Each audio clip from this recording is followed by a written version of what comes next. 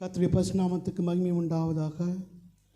கர்த்தர் தாமே இந்த நல்ல நாளை ஆயத்தப்படுத்தி கொடுத்தார். அதற்காக கர்த்தரை நான் நன்றியுள்ள இதயத்தோடு நான் ஸ்தோத்திரிக்கிறேன். இன்று நாம் வேத பகுதியில் தியானிக்க போகிற பகுதி எனக்கு மிகவும் பிடித்த பகுதி.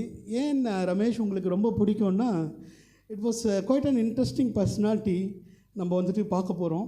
ஏன் பிரதர் அப்படி சொல்கிறீங்க, அவ்வளோ என்ன இந்த வேத பகுதியில் விசேஷம் இருக்குன்னா, அதாவது ஏசப்பா வந்துட்டு எத்தனை வருஷம் இந்த உலகத்தில் உயிர் வாழ்ந்தார்? 33 வருடங்கள் உயிர் வாழ்ந்தார் இல்லையா? அந்த 33 வருடங்களில் அநேகர் ஏசப்பா வந்துட்டு நேசித்தாங்க இல்லையா? எல்லாரும் அன்பு கூர்ந்தாங்க. அநேகர் வந்துட்டு ஏசப்பாவை நேசித்தாங்க, அவரும் அநேகரை நேசித்தார். நம்ம எல்லாரையும் நேசித்தபடினால அவர் பரலோகத்தின் மகிமையை விட்டு இறங்கி அடிமையின் ரூபம் எடுத்து மனித சாயலாய் வந்தார். அவர் தேவனுக்கு ஒப்பாய் இருந்தவராய் இருந்தும் அதை விட்டுட்டு சாதாரண மனுஷனாக நமக்கு முன்பாக அவர் கடந்து வந்தார் இல்லையா? கடந்து 33 வருடங்கள் அவர் இந்த பூமியிலே உயிரோடு வாழ்ந்து பின்பு பரமேறி சென்று விட்டார். இதுதான் நம்ம எல்லாருக்கும் தெரியும் இல்லையா? அதாவது என்ன பிரதர் சொல்கிறீங்க, என்ன வித்தியாசம் இதில்? ஏசப்பா எல்லாரும் நேசித்தார் இல்லையா? அந்த காலத்தில் எல்லாரும் நேசித்தார், இன்னமும் நேசிச்சிட்டே இருக்கார். நம்ம ஒவ்வொருவரையும் அவர் நேசிக்கிறார். அவர் நேசித்தவரினால்தான் அவர் தம்முடைய ஜீவனையே கொடுத்தார் நமக்காக இல்லையா? ஜீவனையே கொடுத்து நம்ம ஒவ்வொருவரையும் மீட்டு கொண்டார் அவர். அப்படி இருக்கிற பாத்திரத்தில் யார் அவர் ஒருவரை மாத்திரம் மிகவும் அதிகமாக நேசித்தார். One of the personality was very special to the father. அது யார்? யாராவது சொல்ல முடியுமா? சாரி, லாசரு, யோவான், யூ ஆர் ஆல்மோஸ்ட் தேர். எல்லாரும் கிட்ட வந்துட்டீங்க. இப்போ பாருங்களேன், அந்த வேத வசனத்தை சொன்ன உடனே நீங்கள் சொல்லுவீங்க, தேவையானது ஒன்றே. எஸ், மரியாள் தன்னை விட்டு எடுபடாத நல்ல பங்கை தெரிந்து கொண்டாள். இல்லை பாருங்களேன், வசனமே சொல்லுது, தேவையானது ஒன்றே, மரியாள் தன்னை விட்டு எடுபடாத நல்ல பங்கை தெரிந்து கொண்டாள். அந்த சகோதரியை தான் தேவன் அதிகமாக நேசித்தார். ஏன் பிரதர் அப்படி சொல்கிறீங்க? என்ன நீங்கள் அதில் வித்தியாசம் இருக்குது? அப்படி ஒன்றும் எங்களுக்கு தெரியலையே. எல்லாரையும் தானே நேசித்தார். ஆமாம், எல்லாரையும் அவர் நேசித்தார், எல்லாரும் அவரை நேசித்தார்கள். ஆனால் இந்த மகள் மாத்திரம் மிகவும் அதிகமாக நேசித்தார். ஏனென்றால் அவளுக்கு அவரோடு இருந்த அந்த அட்டாச்மெண்ட், அந்த வார்த்தையில் இருந்த அட்டாச்மெண்ட், தன்னை விட்டு எடுபடாத நல்ல பங்கை தெரிந்து கொண்டால்னா மீது எல்லாமே செகண்டரி தான். மீது எல்லாமே எனக்கு செகண்டரி தான். My father is single most important. அவருடைய பாதத்தில் அமர்ந்திருப்பதே எனக்கு மிக மிக மிக முக்கியமானது என்று அவரை மிகவும் அன்பாய் நேசித்தார். அந்த ஒரே காரணத்துக்காக என்னவோ தெரியவில்லை, தேவன் அவர் வாழ்ந்த காலத்தில் எல்லாரும் நேசிச்சதை விட அந்த குடும்பத்தையும் அந்த மகளையும் மிகவும் அதிகமாக நேசித்தார் ஏசப்பா. எப்படி பிரதர் சொல்கிறீங்க? அந்த குடும்பத்தை அவர் நேசித்தபடியினால் 3 தரம் அந்த கிராமத்துக்கு அவர் கடந்து வருகிறார். எந்த கிராமத்தில் அவங்க வாழ்கிறாங்க? பெத்தானியா கிராமத்துக்கு அவர் கடந்து வருகிறார். அந்த மகள் மேல் ஈர்க்கப்பட்டவராய், அந்த மகள் மேல் அன்பு கூர்ந்தவராய் அவர் கடந்து வருகிறார். என்ன பிரதர், எப்படி நீங்கள் இதை சொல்கிறீங்க? உங்களுக்கு எடுத்து காண்பிக்கிறேன். அதாவது என்ன இதில் வித்தியாசம்னா, அந்த மகள் தேவனை மிகவும் அதிகமாக நேசித்த ஒரு பாத்திரம். அந்த மகள் தன்னுடைய எல்லாவற்றையும், தன்னுடைய எல்லா சேவிங்ஸையும், தான் வைத்திருந்த எல்லாவற்றையும் அவருடைய பாதத்தில் ஊற்றிய பாத்திரம் அவள். அதனால்தானா என்னமோ தெரியவில்லை, பிறகு எந்த வேலை இருந்தாலும் பரவாயில்லை, எல்லாவற்றையும் ஒதுக்கி வைத்துவிட்டு என் தேவனோடு இருப்பது மாத்திரம்தான் எனக்கு முக்கியம் என்று அந்த தகப்பனையே தெரிந்து கொள்கிறார். அதனாலோ என்னவோ தெரியவில்லை, தேவன் அந்த மகளை காணும்படியாக 3 தரம் அந்த கிராமத்துக்கு வருகிறார். எடுத்து வாசிப்போம். லூக்கா எழுதின சுவிசேஷ புஸ்தகம் 10ஆம் அதிகாரம் 38 - 42.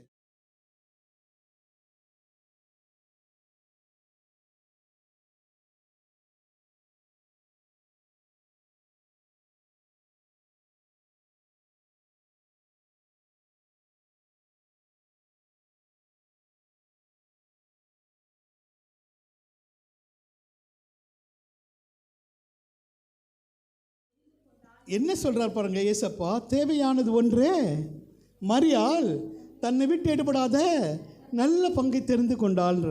அதாவது ஏசப்பா அந்த குடும்பத்துக்கு உங்களுக்கு எல்லாருக்கும் தெரிஞ்ச விஷயந்தான். கடந்து வருகிறார். அங்கே வரும்போது மார்த்தாள், மரியாள் என்ற 2 சகோதரிகள், லாசருடைய சகோதரிகள், உங்களுக்கு எல்லாருக்கும் தெரிஞ்சது தான் இல்லையா? அங்கே பார்த்தீங்கன்னா மார்த்தாள் அம்மா என்ன பண்ணுறாங்கன்னா ஏசப்பாவுக்கு அப்பம் சுடுறதுக்காக அவருக்கு ஆயத்தப்படுத்துகிறாங்க. எல்லாத்தையும் ஆயத்தப்படுத்தி அவர் புசிக்கணுன்றதுக்காக நல்ல காரியம்தான், இல்லை என்று நான் சொல்லவில்லை, இல்லை என்று வேதமும் குறிப்பிடவில்லை. ஆனாலும் அதை விட மிகவும் முக்கியமானது ஒன்று இருக்கிறது என்று இயேசு கிறிஸ்துவே சொல்கிறார். என்ன சொல்கிறார்? தேவையானது ஒன்று, மரியாள் தன்னை விட்டு எடுபடாத நல்ல பங்கை தெரிந்து கொண்டால். நீ செய்கிறது நல்லது தான், எனக்கு ஆகாரம் புசிக்கும்படியாக நீ ஆயத்தப்படுத்துகிறாய், எல்லாவற்றையும் சரி செய்கிறாய், நான் புசிக்கப் போகிறேன் என்பதை அவர் உணர்ந்தவராய் அவர் அதை குறை என்று சொல்லவில்லை. அவர் அதைவிட மிகவும் அதிகமானது, மிகவும் வேண்டியது எது என்று அவர் அங்கே காண்பித்து கொடுக்கிறார். நாமும் கூட அதிலிருந்து கற்றுக்கொள்கிற பாடம் என்னவென்றால், எஸ் எல்லாமே முக்கியம்தான். பிள்ளைங்களுக்கு சாப்பாடு, ஸ்கூல் அனுப்பணும், கணவனை சந்திக்கணும், எல்லாம் பண்ண வேண்டியதுதான் சகோதரிகளுக்கு. அதே மாதிரி சகோதரர்களுக்கும் வேலைக்கு போகணும், எல்லாமே முக்கியம். இது எல்லாவற்றையும் விட முக்கியமானது ஒன்று, அவரை விட்டு ஈடுபடாத நல்ல பங்கை தெரிந்து கொள்வது தான். என்னை கேட்டேன்னா, என்ன பிரதர் நல்ல பங்கு? அவருடைய வேதங்களை வாசித்து அவருடைய பாதத்தில் அமர்ந்து அடுத்தவர்களுக்காக ஜெபிப்பது தான் நல்ல பங்கை தெரிந்து கொள்வது. ரட்சிப்புக்காக ஜெபிக்கலாம், வியாதிஸ்துக்காக ஜெபிக்கலாம், உங்களுடைய சொந்த தேவைகளுக்காக ஜெபிக்கலாம். அதைத்தான் என் தேவன் இங்கே காட்டி கொடுக்கிறார். என்ன காட்டி கொடுக்கிறார்? Yes, she is preparing the food for me, no problem, I am going to eat that. More than that, which is very important, this is the one. அதனால தான் அந்த அம்மாவை குறிப்பிட்டு சொல்கிறார். அதாவது வந்துட்டு அந்த அம்மா என்ன பண்ணுறாங்க பாருங்கள். அடுத்தபடியாக அவர் அந்த சகோதரியை ஏன் நேசிக்கிறார் என்று நாம் வேதத்தில் பார்ப்போம். பரிமள தைலம் பூசி தலைமயிரால் பாதங்களை துடைக்கிறாங்க பாருங்களேன். எவ்வளோ தாழ்மை பாருங்களேன் அந்த சகோதரிக்கு. இல்லை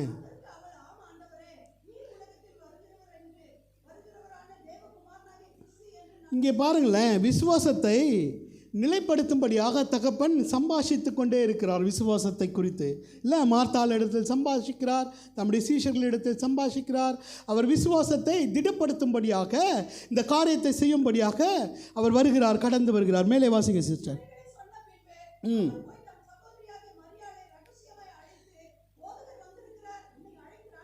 இங்கே பாருங்களேன், அந்த அம்மா போயிட்டு சொல்கிற வரையும் she was waiting upon the Lord. அந்த மரியாள் என்ன பண்ணுறாங்க? She is waiting upon the Lord. என்ன இருதயத்தில் நினச்சிருப்பாங்க தெரில. நான் நினைக்கிறேன், என் தகப்பன் இங்கே இருந்திருந்தால், என் இயேசுராஜன் இங்கே இருந்திருந்தால் என் சகோதரன் மரித்திருக்க மாட்டான். இருந்தாலும் பரவாயில்லை, அவன் மரித்து போனாலும் பரவாயில்லை, அவர் உயிரோடு எழுப்ப வல்லவராயிருக்கிறார் என்று தன்னுடைய விசுவாசத்தை விடாமல் அந்த சகோதரி அங்கேயே அமர்ந்து கொண்டு இருக்கிறாள். She was praying. தேவையானது ஒன்று, மரியாள் தன்னை விட்டு எழுப்படாத நல்ல பங்கை தெரிந்து கொண்டாள் என்ற வேதவசனத்தின்படி அவள் அமர்ந்து கொண்டே இருக்கிறாள். அவளுக்கு அழைப்பு வரும் வரை அவர் அமர்ந்து கொண்டே விடுகிறாள். அவள் விசுவாசத்தில் குறைவாயிருக்கவில்லை. மேலே வாசிங்கள். ஆமென். கேட்ட உடனே சீக்கிரமாக எழுந்து ஏசப்பா பாதத்துக்கு ஓடுறாங்க. ஏன்னா அவரே வந்து விட்டார். இங்கே பாருங்களேன், ஏசப்பா என்ன பண்ணுறார் பாருங்களேன். அவர் கடந்து போயிருக்கலாம், அவர் கடந்து போகலை. எங்கே நின்னாரோ அந்த சகோதரி வர வரைக்கும் he is waiting. the Lord Father is waiting for his kid. என்னோட மகள் வரும்படியாக அங்கே தான் கடந்தே, அங்கிருந்து ஒரு வடி கூட எடுத்தே வைக்கல. ஃபாதர் பாருங்கள் எவ்வளோ அன்பாக இருக்குங்கிறாரு. இல்லை, நம்ம அவர் அன்பாக நேசிச்சோன்னு வச்சிங்களேன், அவர் இன்னும் அதிகமாக நேசிச்சிருவார். அதே இடத்துல நின்றுட்டு இருக்காரு அந்த அம்மா வர வரையும். அந்த மரியாள் வந்து அவரை சந்திக்கிற வரையும் he was waiting. அவர் நினச்சிருந்தா பரவாயில்ல, வரட்டும், நம்ம போய் லாசருவே வெளியாவோன்ட்டு எழுப்பிட்டு இருக்கலாம். he didn't do that. அவர் அதை பண்ணலை. he was waiting for her loved one to come. அந்த அம்மா எழுந்து வர வரையும் அவரே வெயிட் பண்ணிட்டு இருக்கார். வாசிங்க சிஸ்டர்.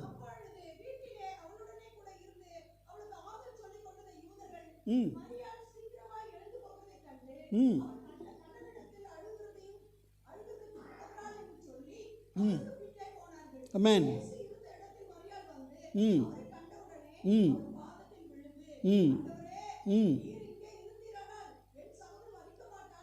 திரும்ப என்ன பண்ணுறாங்க பாருங்கள். இந்த சகோதரி அவர் பாதத்தில் வீழ்கிறாள். அவள் தன்னுடைய தாழ்மையை காட்டுகிறாள். தகப்பனிடத்தில் சொல்கிறாள், நீர் இங்கே இருந்திருந்தீரானால் என் சகோதரன் மரித்திருக்கவே மாட்டான், அவன் மரித்திருக்கவே மாட்டான் என்று அவள் விசுவாச அறிக்கை செய்கிறாள். மேலே சிஸ்டர்.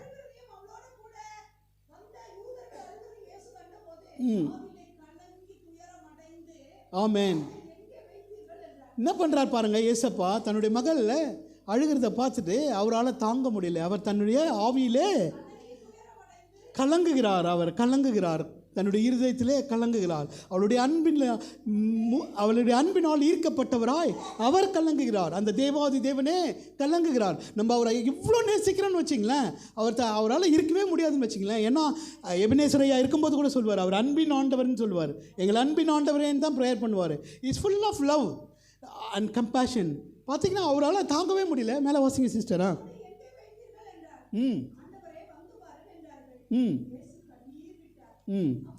முதலாவதாக அவர் கண்ணீர் விடுகிறார். அவங்களோட அன்பினால கண் ஆட்டோமேட்டிக்காக கலங்கிருப்பாங்க. நம்ம கூட அன்பானவங்க யாராவது ஏதாவது சொல்லிட்டாங்கன்னா கண் ஆட்டோமேட்டிக்காக கலங்கிடும். ஒன்றும் வார்த்தையே பேச தேவையில்லை, கண் கலங்கி கண்ணிலேருந்து தண்ணி வந்துடும். அவர் தன்னுடைய கலங்குகிறார், கலங்கி அங்கே கண்ணீர் விடுகிறார். அவர் இங்கே பார்த்தீங்கன்னா ஏசப்பா வந்துட்டு 2-3 குணாதிசயங்களை மரியாள் இடத்தில் நாம் பார்க்கலாம். ஒன்று, அன்பாய் இருக்கிறாள் தகப்பனிடத்தில். 2வது, விசுவாசத்தோடு இருக்கிறாள். என்னுடைய தகப்பன் வந்து 4 நாளானாலும் அவர் அவனை உயிரோடு எழுப்ப அவர் வல்லவராக இருக்கிறார் என்று அழைப்பு வரும் வரை அவள் அமர்ந்து கொண்டிருக்கிறாள். 3வதாக அந்த மகள் வந்து தாழ்மையை தரித்து கொள்கிறாள். அவள் தன்னுடைய தாழ்மையை காட்டுகிறாள். எங்கே பிரதர் இப்படி சொல்கிறீங்க? ஆம், அவளுடைய தாழ்மையும் அவளுடைய விசுவாசமும் அவள் வைத்த அன்பும் இயேசு கிறிஸ்து தான் மனிதனாய் நின்ற போதிலும் அவர் கலங்கும்படியாக செய்கிறது. அவருடைய இருதயம் அந்த மகளுக்காக கலங்கி ஏங்கும்படியாக செய்து விடுகிறாள். நம்ம எவ்வளோ அதிகமாக இயேசப்பாவை நேசிக்கிறோமோ அவர் அதை காட்டிலும் அதிகமாக நேசிக்கிறவர். அதனால தான் அவர் தன்னுடைய ஜீவனையே கொடுக்கிறார். என் பிள்ளைகள் எல்லாம் அழிந்து போகிறார்களே, அவர்களுக்காக நான் என் ஜீவனையே கொடுப்பேன் என்று அவர் பரலோகத்தின் மகிமை விட்டு இறங்கி வந்து அடிமையின் ரூபம் எடுத்து மனித சாயலாக சாதாரண மனிதனாக he was walking on the surface of the earth இறங்கி வந்து விட்டார். அவரே என்னுடைய பிள்ளைகளுக்காக நான் என் ஜீவனையே கொடுப்பேன் என்று அவர் அன்பு கூர்ந்தபடியால் அவர் எல்லாவற்றையும் விட்டு இறங்கி வந்து நமக்காக ஒரு ராஜ்யத்தை ஆயத்தப்படுத்தி வைத்திருக்கிறார். அந்த பரலோக ராஜ்யத்துக்காக நாம் செல்லும்படியாக நம் ஒவ்வொருவரும் தெரிந்து கொள்ளப்பட்டிருக்கிறோம். நாம் ஒவ்வொருவரும் அழைக்கப்பட்டிருக்கிறோம். இன்னும் ஒரு காரியத்தை இந்த சகோதரி செய்கிறாள். எடுத்து வாசிப்போம். யோவான் எழுதின சுவிசேஷம் 12ஆம் அதிகாரம் 1-11. ஆமென். திரும்ப என்ன பண்ணுறாரு? Is coming back to Bethany. இல்லை, பெத்தானியா கிராமத்துக்கு வருகிறார். எப்போ வராரு? 6 days before the Passover. சொல்லுங்கள், படிங்க.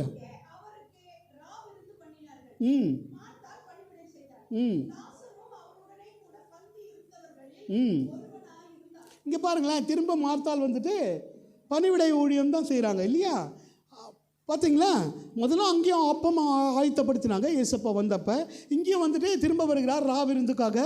அந்த மகள் ஆயத்தப்படுத்துகிறார்கள். இப்போ வாசிங்க சிஸ்டர். அப்பொழுது மரியாள் விலையேற பெற்ற கலங்கமில்லாத நலதம் என்னும் தைலத்தை ஒரு ராத்தல் கொண்டு வந்து இங்கே பாருங்களேன், இந்த சகோதரி என்ன பண்ணுறாங்க? இயேசுவின் பாதத்தில் தன்னுடைய சேவிங்ஸ் எல்லாவற்றையும், அந்த தைலம் பயங்கர விலையேற பெற்று தான். அதை வந்துட்டு வாசிங்க சிஸ்டர். இன்னும் ஒரு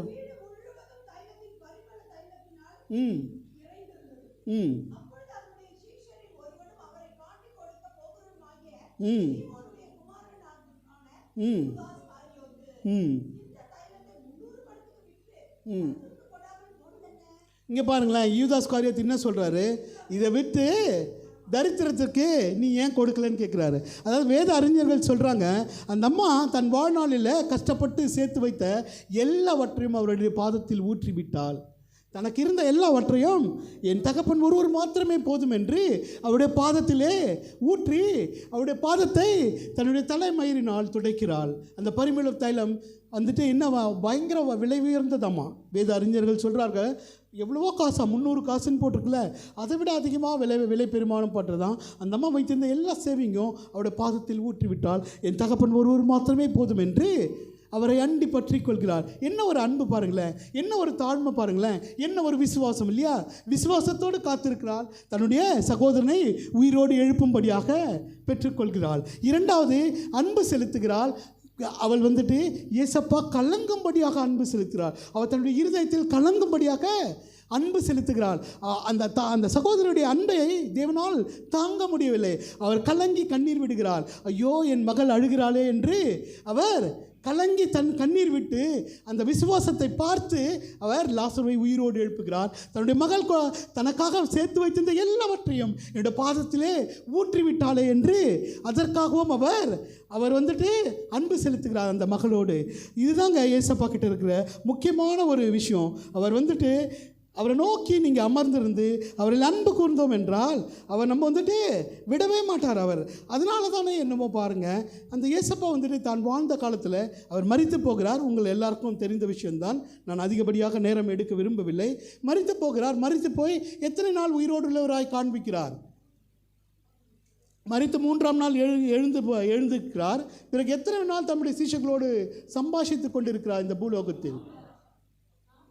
40 நாட்கள் அவர் ஒவ்வொருவருக்கும் உயிர் உள்ளவராய் காண்பிக்கிறார். எல்லாரோடும் பேசுகிறார் இல்லையா? அந்த 40 நாள் முடிந்ததுக்கப்புறம் அவர் பரலோகத்துக்கு எடுத்துக்கொள்ளப்படுகிறார் இல்லையா? Is ascended back to heaven போட்டிருக்கு. ஆனால் அவர் வந்துட்டு என்ன பண்ணுறார் பாருங்களேன், அந்த மகளை ஆசீர்வதிக்கும்படியாக அந்த மகள் மேல் வைத்த அன்பினால் அந்த ஏசப்பா வந்துட்டு அவர் வந்து சர்வ வல்லமையுள்ள தேவன் இல்லையா? இந்த வானத்தையும் பூமியும் உண்டாக்கினவர். அவர் இந்த பூமியிலிருந்து எந்த பகுதியிலிருந்து வேண்டுமானாலும் அவர் பரலோகத்துக்கு ஏறி போயிருக்க முடியும். ஏன்? அவர் சியோனிலிருந்து ஏறி போயிருக்க முடியும், கெத்செமனே தோட்டத்திலிருந்து ஏறி போயிருக்க முடியும் இல்லையா? கொல்கத்தாவிலிருந்து ஏறி போயிருக்க முடியும், அவர் எருசலேமிலிருந்து ஏறி போக முடியும். அவர் அங்கிருந்தெல்லாம் ஏறி போகவில்லை. தன்னுடைய மகளை கடைசியாக ஆசீர்வதிக்கும்படியாக மறுபடியும் அந்த கிராமத்துக்கு அவர் கடந்து வருகிறார், பெத்தானியாவுக்கு கடந்து வருகிறார். எடுத்து வாசிப்போம். லூக்கா எழுதின சுவிசேஷம் 24ஆம் அதிகாரம் 50லிருந்து 53. லூக் 24:52-53.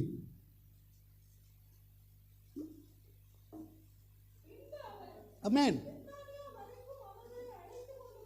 எங்கே வராரா? Where is coming? பெத்தானியா வரையும் அழைத்து கொண்டு போகிறார். யாரை அழைத்து கொண்டு போகிறார்? தம்முடைய சீஷர்களை, தம்மோடு இருந்த அனைத்து சீஷர்களையும் அங்கே இருந்த திரளான கூட்ட மக்களையும் அவர் பெத்தானியா வரையும் அழைத்து கொண்டு போகிறார். ஏங்க பெத்தானியாவுக்கு அவர் வரணும்? எருசலேமிலேருந்தே அவர் பரலோகத்துக்கு ஏறி போயிருக்கலாமே. ஏன் இந்த பூமியில் எங்கிருந்தாலும் அவர் ஏறி போயிருக்கலாமே. அந்த மகளுடைய அன்பினால் ஈர்க்கப்பட்டவராய் வேத அறிஞர்கள் அதை தான் சொல்கிறார்கள். அந்த மகள் அன்பாய் நேசித்தபடியால் அந்த மகளை ஆசீர்வதிக்கும்படியாக அவருக்கு தெரியும், நான் இன்று பரலோகத்திற்கு ஏறி போவேன் என்று அவர் உண்மையாய் தெரிந்திருந்தார். என் தகப்பன், before I go back to heaven I wanted to bless my daughter, I will go back to Bethany, I will go back to Bethany என்று அவர் திரும்ப வருகிறார் பெத்தானியாவுக்கு. வாசிங்கள் சிஸ்டர். ஆமென், ஆமென்.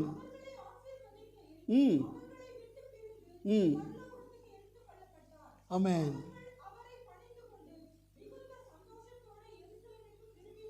பாருங்களேன், போருங்க சிஸ்டர், பாருங்களேன் எவ்வளோ அன்பான தேவன் இல்லை அவர். பாருங்களேன், அந்த சகோதரியினுடைய அன்பினால் ஈர்க்கப்பட்டவராய் அவர் பெத்தானியா வரை கடந்து வருகிறார். தன் மகளை ஆசீர்வதிக்கும்படியாக அவர் கரங்களை உயர்த்தி, வாசிங்க சிஸ்டர், அந்த லைன் மட்டும் வாசிங்க. அவர் தம்முடைய கைகளை உயர்த்தி தன்னுடைய மகளையும் அங்கே இருந்த சீஷர்கள் யாவரையும் ஆசீர்வதித்து அவர் பரலோகத்துக்கு கடந்து செல்கிறார். எவ்வளோ நல்ல ஆண்டவர் பாருங்களேன், எவ்வளோ அன்பான ஆண்டவர் பாருங்களேன், எவ்வளோ அன்பு இல்லை அவருக்கு. தன்னுடைய அந்த ஒரே மகளை அவர் பிரிய மனதில்லாதவராய் அவர் கடந்து வருகிறார். அந்த பெத்தானியா கிராமத்திலிருந்து தெரிந்து கொண்டு அதிலிருந்து அவர் பரலோகத்துக்கு ஏறி போகிறார். இந்த வேத பகுதி என்ன சொல்லுகிறது நமக்கென்றால், நாம் அவரை எவ்வளவாய் நேசிக்கிறோமோ அவ்வளவாய் அவர் நம்மை நேசிப்பார். அவர் நேசிக்கிறது வந்துட்டு என்ன சொல்கிறதுன்னே தெரியல எனக்கு. அவருடைய நேசம் வந்துட்டு அளவிட முடியாததுங்க. என்ன வேதவசனம் என்ன சொல்லுது பாருங்களேன், தன் சகோதரனுக்காக ஜீவனை கொடுக்கிற அன்பை பார்க்கிலும் மேலான ஒரு அன்பு இந்த உலகத்தில் இல்லையேன்னு வேதம் சொல்லுது. அவர் நம்ம ஒவ்வொருவரையும் சகோதர சகோதரிகளாய் பாவித்து தம்முடைய ஜீவனையே கொடுத்தார் இல்லையா? எவ்வளோ நேசிச்சிருப்பார் பாருங்களேன். யாராவது ஒருத்தர் உயிரை கொடுக்க முடியுமா? ஒருத்தருக்காக உயிரை கொடுக்க முடியுமா? கொடுக்கவே முடியாதுங்க. அவர் நம்மளை நேசித்தபடியாக அவர் தம்முடைய ஜீவனையே கொடுத்தார். இப்போ இந்த ரமேஷை இந்த கையை வெட்டி கொடு, லெஃப்ட் ஹேண்டை வெட்டி கொடுன்னா வெட்டி கொடுத்துருவானா ரமேஷ்?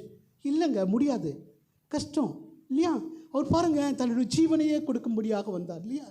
இல்லை, நம்ம ஒவ்வொருவரையும் சகோதர சகோதரிகளாய் பாவித்து தம்முடைய ஜீவனையே கொடுத்தார். அவர் கிருபாதார பலியாக வார்க்கப்பட்டாருங்க.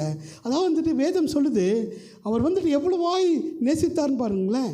அவர் ஒரு நீதிமானுக்காகிலும் ஒரு மனுபுத்திரன் மரிப்பதுண்டு, பாவிகளாக நமக்காக யார் மரிப்பார் இல்லையா? பாவிகளாகி போன ஆதாம் முதற்கொண்டு பாவத்தில் ஜீவிக்கிற நம்ம ஒவ்வொருவருக்காகவும் யார் மரிப்பார்? யாரும் மறிக்கவே மாட்டாங்க இல்லையா? அவர் ஒருவர் மாத்திரமே. அவர் அன்பின் ஆண்டவர். அவர் நமக்காக அன்பு நிறைந்தவர். அவரை நீங்கள் எவ்வளோ நேசிக்கிறீங்களோ வச்சிங்களேன், அவ்வளோ அவர் மனம் கலங்குவார். கலங்கி நமக்காக இரக்கம் பாராட்டுகிற நல்ல தேவனவர். அவர் நன்மை செய்து உங்கள் ஒவ்வொருவரையும் பரலோக ராஜ்யத்தில் காணும்படியாக செய்கிற தேவன். ஒன்றே ஒன்று தான், அவரை நீங்கள் நேசித்தா மட்டும் போதும். அவர் மீது எல்லாத்தையும் அவர் நமக்காக அவர் எல்லாவற்றையும் செய்து விடுவார். அவர் அன்பான தேவன். அவருடைய அன்புக்கு ஒரு அளவே இல்லை. அந்த அன்பு வந்துட்டு அது அளவிட முடியாத அன்புங்க. அது நம்ம புத்தி கெட்டாத அன்பு.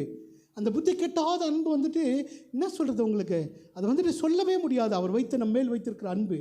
யாராவது ஒருத்தர் உன்னுடைய பாவங்களுக்காக நான் செத்து போவேன் என்று தம்முடைய ஜீவனையே கொடுப்பாங்களா? யாருமே கொடுக்க மாட்டாங்க. எந்த மனிதனும் கொடுக்க மாட்டாங்க. அவர் இறங்கி வந்தார். அவர் அந்த சிலுவையின் பாடுகளை அவர் ஒருவராய் சுமந்தார். அவர் கிருபாதார பலியாக வார்க்கப்பட்டார். வேதம் இப்படியாக சொல்கிறது, அடிக்கிறவனுக்கு என் முதுகையும் என் தாடை மயிரை பிடுங்க நினைக்கிறவனுக்கு என் தாடையும் ஒப்புவித்தேன். அவமானத்துக்கு முன்னிருக்கும் நான் என் முகத்தை மறைக்கவில்லை என்று எழுதப்பட்டிருக்கிறது. அவரை எவ்வளவாய் பாடுபடுத்தினார்கள். அவர் எவ்வளவாய் ஆக்கினைக்குள்ளாக தீர்த்தார்கள். உங்களுக்கு தெரியாதா? எதற்காக அவரை யாவற்றையும் சுமந்தார்? நம்ம ஒவ்வொருவரையும் மீட்டுக் கொள்ளும்படியாக அல்லவா? நம்மில் அன்பு கூர்ந்தவராய் அவர் யாவற்றையும் விட்டு வந்தாரே. தீர்க்கதரிசி இப்படியாகத்தான் எழுதுகிறானே, அவர் அடிக்க கொண்டு போகப்படுகிற ஆட்டுக்குட்டியை போல் இருந்தார் என்று சொல்கிறான். அவர் மயிர்க்கத்திற்கு முன்பாக நிற்கிற வாய் பேசாத ஆட்டுக்குட்டியாய் அவர் நின்றார் என்று தீர்க்கதரிசி எழுதுகிறான். ஆம், அவருடைய வாயிலே வல்லமை இருந்தது. ஒரு வார்த்தை சொல்லி இருந்தால் போதும், அந்த வானமும் பூமியும் நிர்மூலமாகி போகக்கூடிய அந்த வல்லமை இருந்தது. ஆனாலும் அவர் வாய் பேசாதவராய் நின்றார். நம் ஒவ்வொருவரையும் மீட்டுக் கொள்ளும்படியாக அவர் சிலுவை செல்ல வாஞ்சியாயிருந்தார். வேதம் இப்படியாக பதிவிடுகிறது, 1 குறைய 40 அடிகளாய் அவர் மிலாற்றினால் அடிக்கப்பட்டார். 39 தரம் மிலாற்றினால் அவர் அடிக்கப்பட்டார். அவர் தம்முடைய வாயை திறவவில்லை. சதை பீத்து கொண்டு வருகிறது. மிலாற்றினால் அடித்தால் சதை பீத்து கொண்டு வரும். பிரியமானவர்களே, அவருக்கு முள்முடியை சூடி அவருடைய முகத்திலே காரி உமிழ்கிறார்கள். அவர் எழுதுகிறார், தீர்க்கதரிசி, என் முகத்தை கற்பாறையை போல் ஆக்கினேன் என்கிறார். அவர் முகத்திலே உமிழ்ந்து துப்புகிறார்கள்.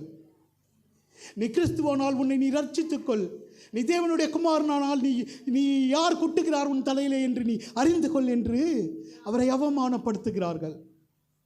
அவர் வியாகுலப்படுகிறார். அவர் நம்மளுக்காக கண்ணீர் சிந்துகிறார். அவர் சகிக்கிறார் எல்லாவற்றையும்.